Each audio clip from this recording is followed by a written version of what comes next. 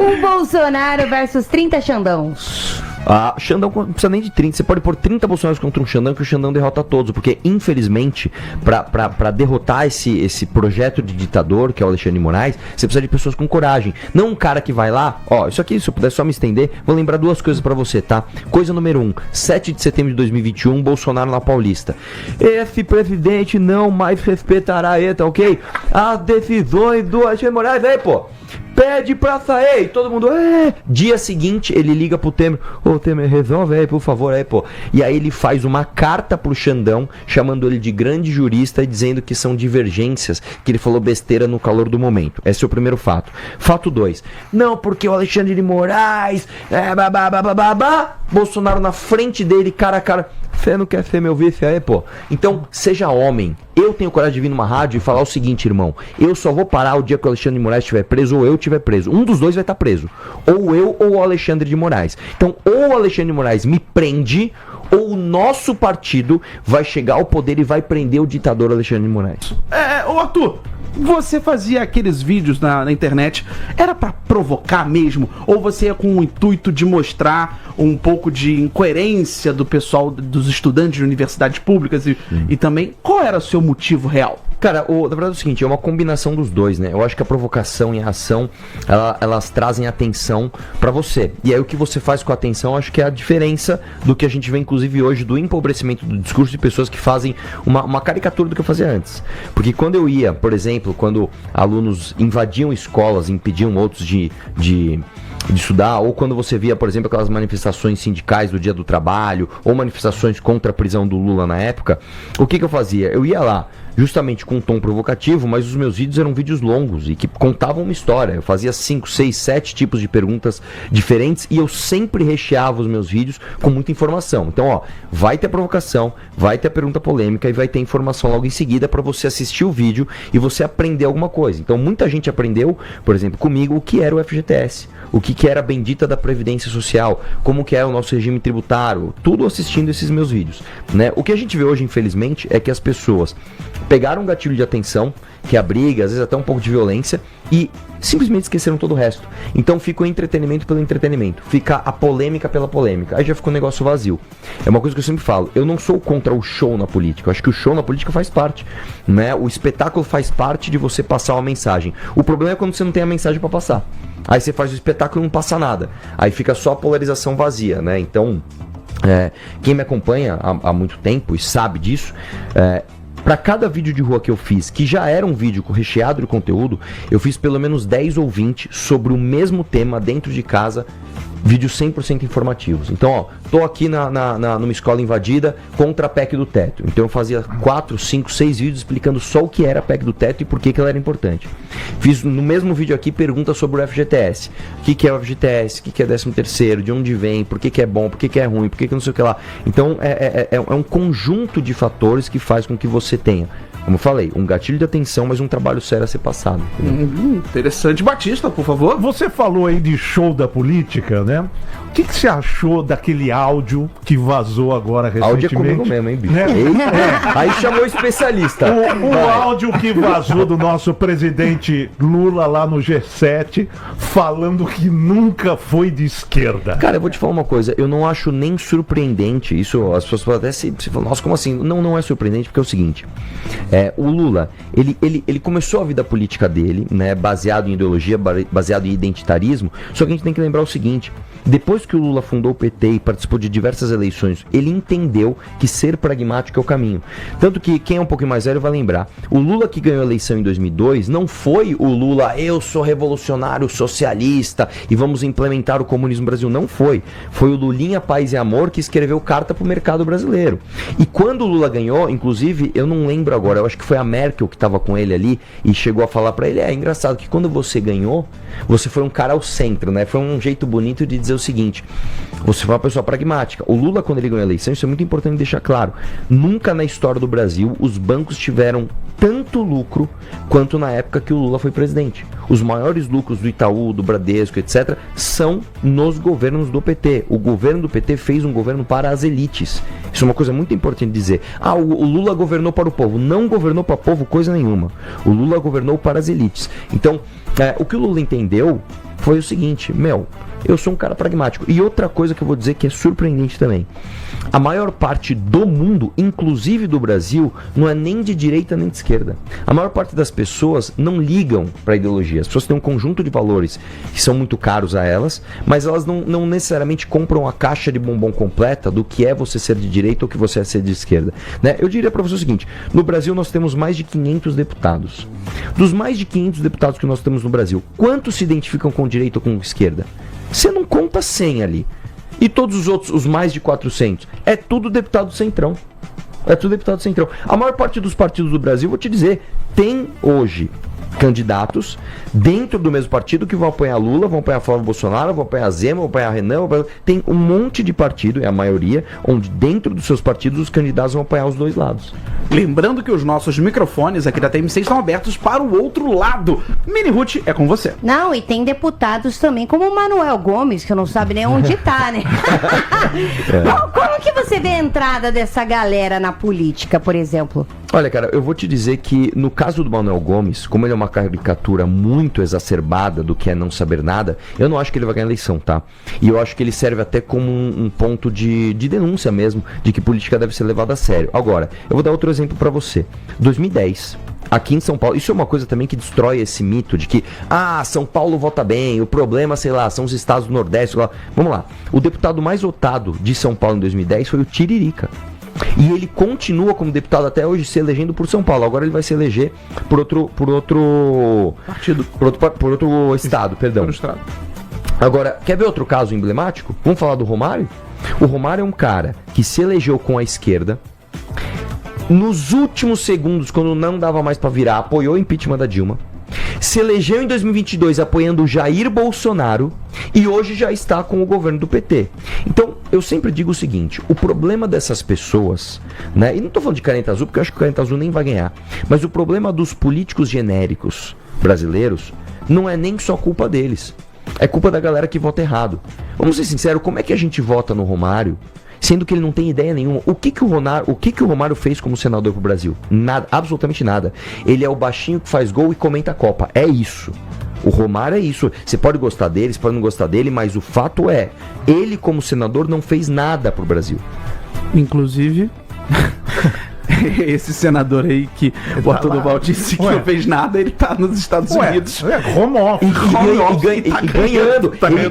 Ele foi lá falar, olha, o meu trabalho aqui nos Estados Unidos não impede de eu continuar minhas atividades de senador. E posso falar uma coisa? Sim. Alguém vai deixar de votar nele por causa disso? Não, porque as pessoas sequer cobram. Então, o nosso trabalho aqui, por isso que eu falo, os meus vídeos lá, polêmicos, etc., ele é muito mais um trabalho de conscientização. Pra pessoa, mano, leva a sério o teu voto, irmão. Esse ano aqui você vai votar em 2 senadores, tá? São 2, não é nenhum. Você vai votar em 2 senadores, mais um deputado federal, mais um deputado estadual, governador e presidente. Irmão, pesquisa um pouquinho. Você não precisa ser um expert. Pesquisa um pouquinho da história do cara que você tá pretendendo votar. É só pesquisar um pouquinho. E Arthur, você hoje, você consegue falar já pra fora de uma bolha ou seu público ainda é muito restrito ainda? Olha, eu vou te dizer, a política por si só ela é uma bolha. Só que existe uma coisa que é o que nos diferencia, inclusive, de outros grupos. Nós arrumamos briga com um monte de gente. Nós arrumamos briga com o Lula, arrumamos briga com o Bolsonaro, arrumamos briga com o Ministério Público, com a imprensa, com todo mundo. A gente arruma briga com todo mundo. Como é que a gente só cresce? Existe uma coisa que é a diferença entre o caçador de like, o cara que só pensa nisso, quero furar bolha, e o cara que tem uma ideia e lidera a galera para uma ideia que ele acha que é certa, independentemente da maré. O que nós fizemos ao longo desses mais de 10 anos de movimento foi entender o que estava acontecendo, ter uma opinião própria e formar uma militância.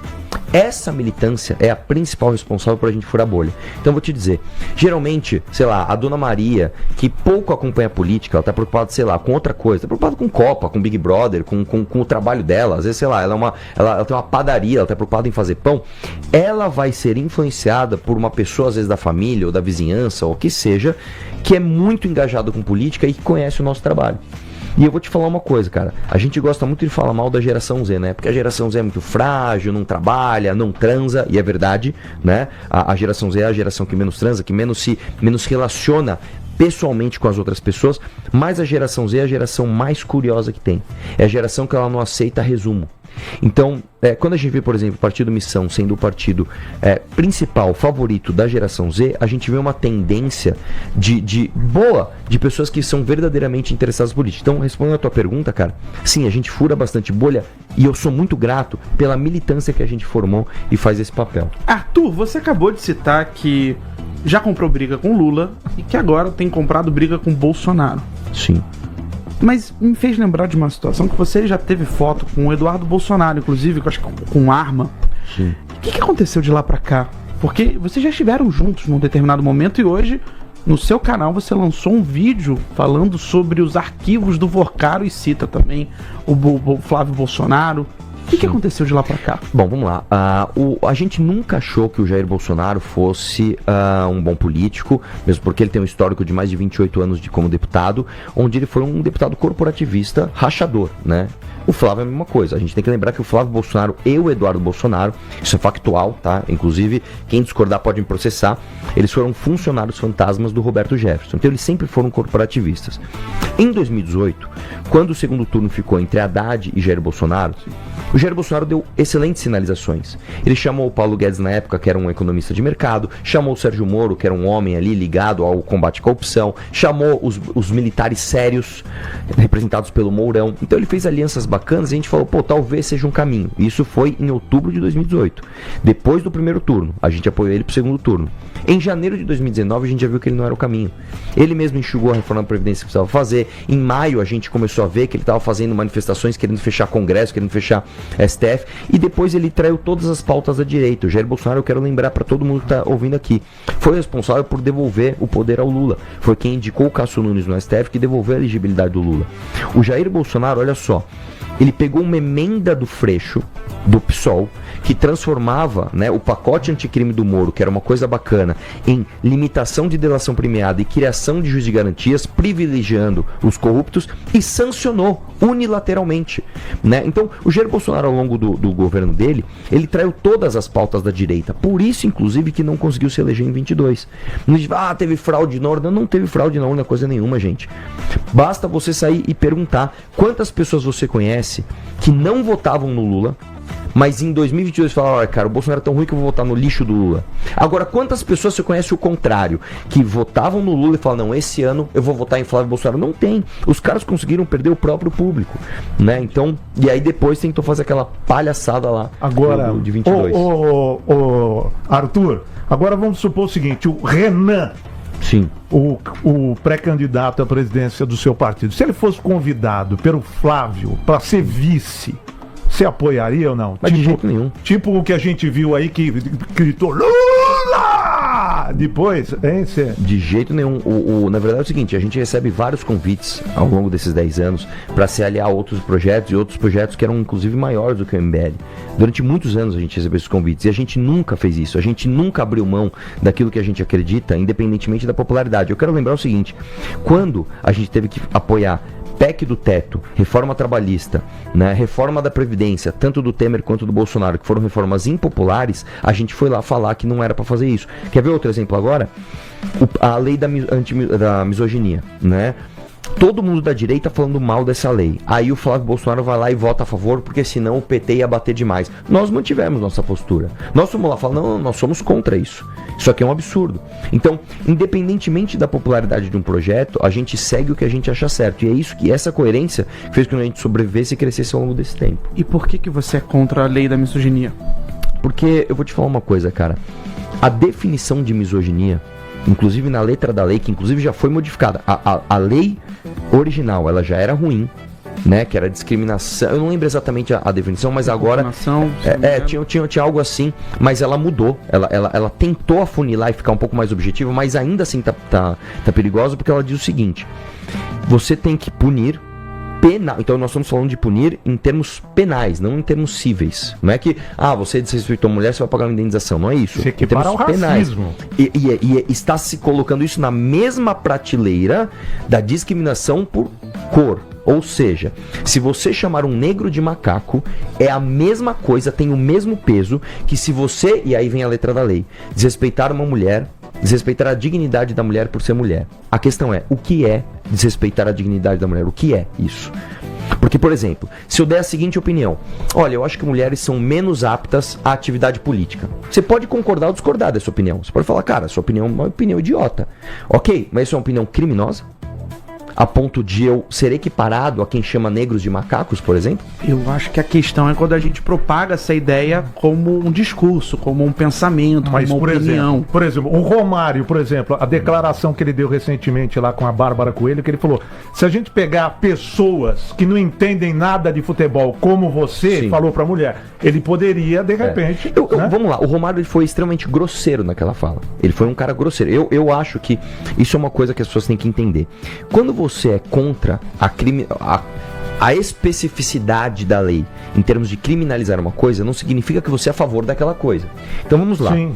A grosseria, ela é algo desejável? Não, não é desejável. A gente não quer que as pessoas sejam grossas uma com a outra. Agora, você não pode criminalizar a grosseria. Sim. Porque se eu chegar e for um babaca aqui, vocês são mó idiotas e sair fora, não tem que ser Junta preso por 10 isso. ali da turminha, né? Exatamente. Então, nesse caso da misoginia, será que isso não caberia? E eu tô falando isso porque quando saiu a reportagem, quando saiu a lei original, cada pessoa interpretou de um jeito. Eu lembro que a reportagem do Fantástico começa com uma frase que eu vou lembrar exatamente qual que era, mas que não era o que a autora original do projeto de lei queria dizer. Eu não lembro agora, é só pegar a reportagem do Fantástico, mas eu lembro que era o seguinte. Ele falou, lembrei, a reportagem do Fantástico começava assim: você já ouviu um homem chegar pra uma mulher e falar, ai, você tá muito irritadinha só por ela ser mulher? Peraí. Aí a autora da lei falou assim, não, peraí, cara, mas também não é isso. Posso falar que a mulher pode estar irritada, né? Ou seja, a letra da lei está confusa. Chamar de gostosa, por exemplo. Exatamente, e aí? Ai, eu fico feliz quando me chamam de gostosa. Então, só quero deixar bem claro pra quem tá ouvindo e ainda não entendeu qual é a posição do Arthur. Arthur, você me corrija se eu estiver equivocado. Sim. Você acredita numa lei que possa ajudar a impedir que atos machistas, quando os homens tratam mal as mulheres e discriminam, e não só isso, quando tem cometem crimes, então eles têm que pagar por isso. Qualquer homem que comete crime com uma mulher tem que pagar por isso. Isso eu também concordo. Não, com certeza. E é isso que mas você acha que a lei que propuseram, Sim. ela tá confusa, é isso? Tem Ela tá as confusa. palavras que utilizaram, Sim. a maneira como ela está sendo orquestrada, você acha que está confuso, está dando Sim. brecha? Essa é a sua Está opinião. horrorosa. E digo mais, você quer proteger uma mulher de verdade? Vamos fazer o seguinte, vamos pôr criminosos na cadeia e deixar eles lá? Porque as mesmas pessoas, tipo Tabata Amaral, que ela é relatora, se não me engano, do projeto da misoginia agora na Câmara, porque ele passou no Senado, gente. Então agora ele foi pra Câmara, e na Câmara tem uma nova relatora, que é a Tabata. A Tabata Amaral, que diz ali que protege as mulheres, quando veio o projeto de lei para aumentar a pena de crime hediondo, ela passou pano junto com os caras, Maria do Rosário, o PSOL, que votaram contra. Então, pera lá, deixa eu entender. Se o cara é um estuprador e hoje ele tem o benefício da saidinha, olha que absurdo, a gente teve casos, eu tô falando casos reais, de estupradores que saíram na saidinha e estupraram outras mulheres. Então, estas pessoas acham que esse cara tem que continuar aproveitando a saidinha. Aí ela vem me dizer agora que ela quer proteger as mulheres com um projeto de lei absolutamente subjetivo. Isso está errado. Você quer ver outra coisa? Quando Kim Kataguiri, deputado da missão, aprovou uma lei que aumenta a pena para roubo, furto e receptação, por exemplo, de celulares roubados, essas pessoas votaram contra. Então, peraí, deixa eu ver se eu entendi. Você tá fingindo que você quer proteger mulheres porque o discurso é bonito. Sinalizar virtude é a coisa mais linda. Ai, tô muito preocupado para proteger as mulheres. Agora, na hora de votar para deixar vagabundo na cadeia, você não vota? Então, pera lá. Você quer a maior proteção de uma mulher? Ela sair de um ônibus às 11 horas da noite, que saiu do cursinho, e saber que ela vai poder andar até em casa sem ser assaltada no meio do caminho. Isso é proteção. Sim. Vamos fazer o seguinte, vamos construir um presídio igual o Secote lá em Salvador e pôr um monte de vagabundo do Comando Vermelho do PCC lá dentro? Aí, beleza. El Salvador. É o Salvador, isso. Porque pode ser que a pessoa tenha achado que agora em Salvador tem um presídio Quem dera. Bukele. Mas- É o Bukele. Mas falando em direitos das mulheres, você concorda com a Erika Hilton sendo presidente da Câmara? Olha, eu acho... Da comissão das Eu mulheres. acho o seguinte, a Erika Hilton, ela chamou as pessoas que não concordam, inclusive mulheres cis, de imbecis. Né? Então eu não preciso nem dar a minha opinião, porque ela própria se colocou contra as mulheres cis. Então se você não é uma mulher trans, ela automaticamente te chamou de imbecis. Eu vou te falar uma coisa, se eu, Arthur Doval, dou a mesma declaração que a Erika Hilton e o PL da misoginia já está valendo, eu vou preso. Se eu chego aqui e falo assim, mulheres cis são todas... Se eu chegar aqui e falar assim, todas as mulheres são imbecis, eu saio daqui preso. Então por que a presidente da Comissão das Mulheres, que é um homem, a Erika Hilton, certo? E eu posso falar isso, segundo o Gilmar Mendes, inclusive, que transitou em julgado uma ação de uma feminista que falou que ela era um homem, eu posso dizer isso, Erika Hilton é um homem, tá? Por que ela pode dizer isso? E, novamente, eu não quero ser grosseiro. Se a Erika Hilton estivesse aqui, eu não ia usar o pronome errado, porque isso é uma forma de grosseria com essa pessoa. Se a pessoa se identifica como mulher, tudo bem, cara, seja bacana com ela. Agora, a minha oposição à Erika Hilton não vem nem da questão dela ser uma mulher cis ou trans, não é isso. A minha oposição à Erika Hilton significa que as ideias dela estão erradas. As ideias dela partem de preconceitos. É isso. Lembrando que os nossos microfones estão abertos para todos os citados aqui nessa entrevista e a TMC disponibiliza o seu espaço para dar a sua voz. Muito Agora, bem. Arthur, uma dúvida. Você disse que o Missão, o partido que você é um dos fundadores, Sim. ele é o primeiro partido de direita do Brasil. Sim. Confere? Confere. Perfeito. Agora eu gostaria de saber de você, na sua humilde opinião, qual pauta da esquerda você acha que deveria estar introduzida no Missão? Ou até mesmo uma pauta que você acha muito válida? Olha, novamente, as pessoas gostam de dividir as coisas entre direita e esquerda. E na verdade a gente não deve ficar comprando essa caixa de bombom com todos os atributos de um ou de outro. Então eu vou dar um exemplo para você de como as coisas são confusas no Brasil. Eu sou a favor, por exemplo, da gente ter um projeto de industrialização nacional, né, onde a gente tem uma indústria forte, para que a gente desenvolva os nossos produtos e a gente possa competir com o resto do mundo. Isso é um projeto de direita ou de esquerda? É confuso dizer, porque o Enéas defendia isso e ele era considerado de direita. O Ciro Gomes defende uma parte desse projeto, não do jeito que a gente acredita, mas ele é considerado de esquerda. O Aldo Rebelo defende algo parecido. Então, eu acho que a gente tem que se desprender muito do que é o rótulo, porque se você for comprar todo o rótulo, ser de direita é quase que uma coisa pejorativa no Brasil. As pessoas acham que ser de direita é ser contra casamento gay, é ser, sei lá, contra o aborto e ser super religioso, e às vezes não é isso. Ser de esquerda também, eu acho. As pessoas também acham que ser de esquerda... então peraí, ser de esquerda é a favor do Lula, é a favor de, sei lá, de crianças trans. Sim. Também não, cara. Eu tenho diversos amigos de esquerda, né, que são mais... A humanidade é complexa. Nós somos pessoas complexas. A gente não pode ficar se resumindo nessas coisas. E digo mais, tá? A pessoa que vem aqui e apoia todas as suas convicções num pilar ideológico, olha, eu sou de direita porque... Pode ver, essa pessoa é uma pessoa vazia. Se você complicar um pouquinho o debate, se você trouxer uma nuance, o cara se atrapalha. Né? Então, eu acho que assim, a gente tem que apoiar as pautas. E isso não é ser isentão. Eu tenho opinião sobre um monte de coisas. E opiniões polêmicas. A questão é que eu não vou ficar dividindo as coisas em rótulos e simplificando as narrativas, entendeu? E, Arthur, você falou, a gente tá falando de direita e esquerda. Você não acha que a direita tá se pulverizando muito nessa eleição? É Caiado, é Flávia, Missão, enquanto a esquerda tá concentrada ali em torno de um único nome para a próxima eleição? Na verdade, existe um mito de que a esquerda ela é paz e amor, tá? E não é, tá? A verdade é que essa esquerda se mata. A diferença da direita para a esquerda hoje no Brasil é que enquanto muitos agentes de esquerda, como por exemplo a Marina Silva, se ajoelharam ao Lula, porque eu vou dar um exemplo para você. Em 2010, se não me engano, ou 2014, a Marina Silva chegou a ter 11% das intenções de voto para presidente à esquerda, a revelia do Lula. Sabe o que o Lula fez na época? Começou a movimentar a máquina petista para falar que a Marina Silva era a candidata dos bancos, que ela queria que as pessoas passassem fome para os bancos terem mais lucro. O Ciro Gomes, que chama o Lula de corrupto há décadas já, todos eles, a própria Simone Tebet também, se ajoelharam ao projeto do PT. A direita, não vai fazer isso com o nome do Bolsonaro. A gente não vai fazer isso. Vamos ser sinceros aqui. O Caiado e o Zema fazem oposição ao Flávio Bolsonaro? O Flávio Bolsonaro foi visto, tá, visitando o vagabundo do Vorcaro depois dele ter sido preso. Aí o Zema arrisca falar um pouquinho mal, o próprio Partido Novo fala, não fale mal do Flávio. Então pera lá, velho. Na direita está acontecendo algo parecido com a esquerda, que é, as pessoas querem ficar no guarda-chuva do Flávio. Nós não. Nós não vamos fazer isso. Eu vou bater em vagabundo, seja ele de direita ou de esquerda. Então, por isso que eu falo que a Missão é o único partido de direita, porque é o partido que verdadeiramente não passa pano, tá? Para quando um cara popular que se diz de direita começa a aprovar um monte de coisa de esquerda, acabar com a Lava Jato, apoiar um monte de político do Centrão. O Ciro Nogueira, envolvido até o pescoço com o escândalo do Vorcaro, ele vem de onde? Ele vem do governo Bolsonaro, cara. Ministro do Bolsonaro. O Bolsonaro deu pro PP todo o Fundeb, que é um dos fundos mais importantes da educação. Pelo amor de Deus, gente.